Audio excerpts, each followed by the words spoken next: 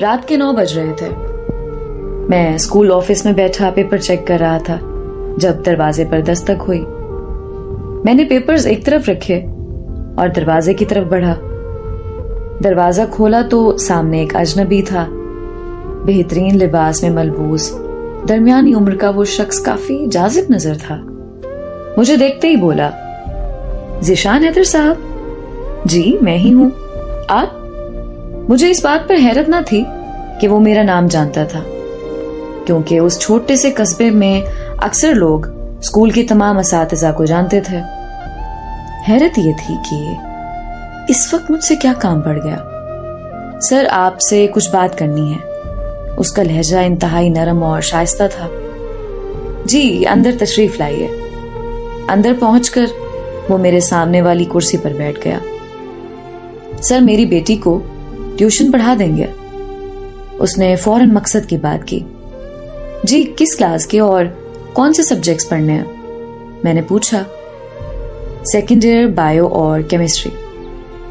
ان دنوں ہاتھ کچھ تنگ تھا, اس لیے یہ موقع غنیمت جانا اور فوراً حامی بھر لی. تاہم میں اپنے اصولوں پر کچھ کمپرومائز نہیں کر سکتا تھا.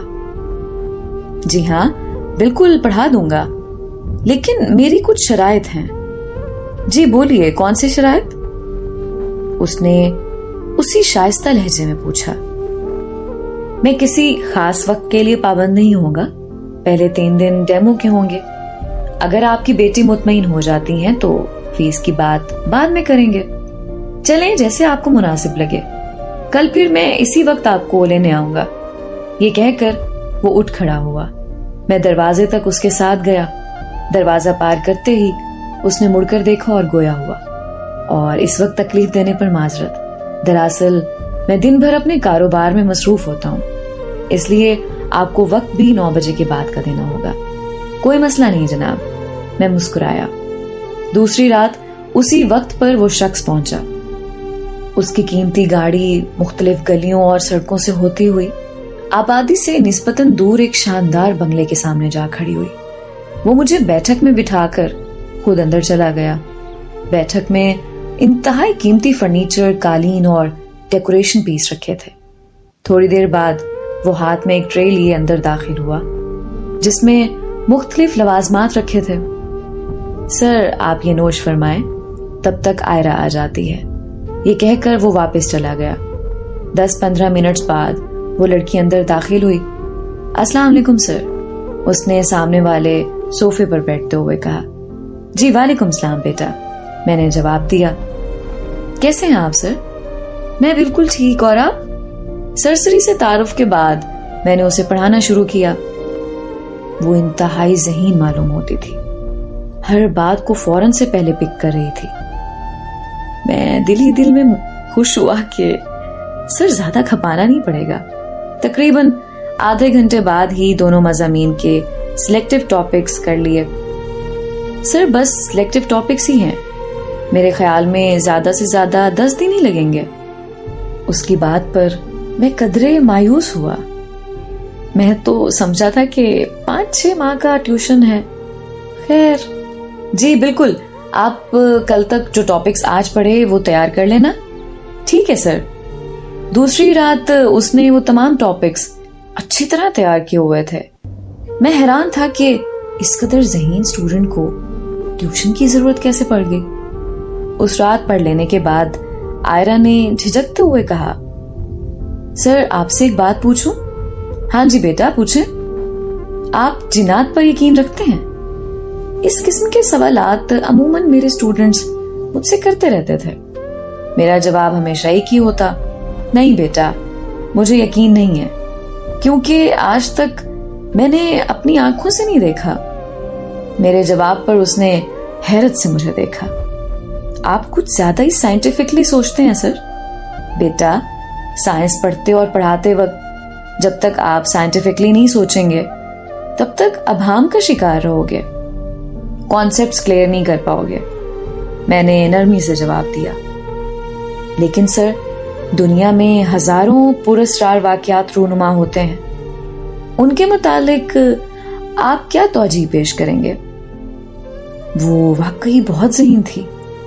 बाज़ औकात आपका दिमाग आपके साथ ऐसी चालें चलता है कि आपका खौफ फिजिकल रूप में आपके सामने आ जाता है, हालांकि उसकी कोई हकीकत नहीं होती। मेरे जवाब पर उसके चेहरे पर मायूसी और नागवारी का मिला जुला तासुर था। तीसरी रात भी पढ़ने के बाद उसने दोबारा वही बात की, आपको जिन्नात पर यकीन होना चाहिए सर। मैंने हैरत से उसकी तरफ देखा। क्यों? क्योंकि लाजमी नहीं कि जो आपको नजर ना आए उसका वजूद ही ना हो। उसका लहजा अजीब था, लेकिन मेरे ख्याल में किसी चीज को देखे बिना उस पर यकीन कर लेना बेवकूफी है। तो आपके कहने का मतलब है कि जो लोग जिन्नात पर यकीन रखते हैं वो सब बेवकूफ हैं? उसका चेहरा सुर्ख होने लगा। मैं एक लम्हे को हैरान हुआ। शायद, मैंने धीमे लहजे में जवाब दिया। आई एम सॉरी टू से, आपकी सोच बहुत ही गलत है सर। उसका लहजा तंजिया था। आज तक किसी भी स्टूडेंट ने मुझसे इस तरह बात न की थी, ताहम मैंने बर्दाश्त का दामन थामे रखा। तो बेटा, आप ये क्यों चाहती हैं कि मैं जिन्नात पर यकीन कर लूं? आपके यकीन करने या ना करने से क्या होगा? कुछ भी नहीं। जिन्नात का वजूद है, या जो उन पर यकीन रखते हैं, किसी को कोई फर्क नहीं पड़ने वाला। ये कहते ही वो गुस्से से उठी और अंदर चली गई। मैं हैरान परेशान उससे जाता देखता रहा। फिर आहिस्ता आहिस्ता उसका लहजा बदलने लगा। वो बजिद थी कि मैं जिन्नात के वजूद पर यकीन रखूं, जबकि मैं ऐसा नहीं कर सकता था। आखिरी रात जब उसके तमाम टॉपिक्स खत्म हो गए तो वो बोली, अगर कभी जिन्नात नजर आ गए तब तो यकीन करेंगे ना? बेटा, जिस चीज का वजूद ही ना हो वो नजर कैसे आएगी? मैं हंसा। ये क्या आपने चीज लगा रखी है सर? जिन्नात कोई चीज नहीं, मखलूक है आपकी तरह। उसकी आंखें एकदम से सुर्ख होने लगी। मुझे एक लम्हे को एक अजीब सा खौफ महसूस हुआ। अच्छा, छोड़ें इस बात को। आपके टॉपिक्स मुकम्मल हो गए। उम्मीद है अपनी ख्वाहिश के मुताबिक मेडिकल में दाखिला मिल जाएगा आपको। मैंने बात बदलने की कोशिश की। और उम्मीद है आपको जिन्नात पर यकीन आ जाएगा। उसने तंज किया। नहीं, मुझे तो नहीं आएगा यकीन। मैंने अपने तई मजाक किया। अजीब घमंडी इंसान है आप। यकीन नहीं करना तो ना करें, लेकिन यूं खुदा की मखलूक का मजाक तो ना उड़ाएं। उसका लहजा अचानक जारिहाना हो गया। आंखें सुर्ख अंगारा और चेहरे की रंगत गुस्से की शिद्दत से बदलने लगी। मुझे उससे खौफ आने लगा। तभी उसका वालिद अंदर दाखिल हुआ। क्या हुआ आयरा? कुछ नहीं बाबा, मेरे टॉपिक्स खत्म हो चुके हैं। सर से कह दें कि कल से ना आए। ये कहते ही वो गुस्से से कांपती हुई अंदर चली गई। मुझे लगा जैसे वो आयरा न थी जिसे मैं पढ़ा रहा था। माजरत चाहता हूं सर, मेरी बेटी गुस्से की तेज है। उस शख्स ने धीमे लहजे में कहा। कोई बात नहीं जनाब। उसके बाद वो मुझे वापस स्कूल छोड़ गया। वक्त देने पर आपका बहुत बहुत शुक्रिया। आपकी फीस कल आपको मिल जाएगी। ये कहते ही वो शख्स वापस लौट गया। दूसरी सुबह किसी काम से मैंने अपना बटवा खोला तो उसमें 1000 के 30 नोट थे। मैं हैरान परेशान कभी अपने बटवे को देखता तो कभी उन पैसों को। ये कहां से आए?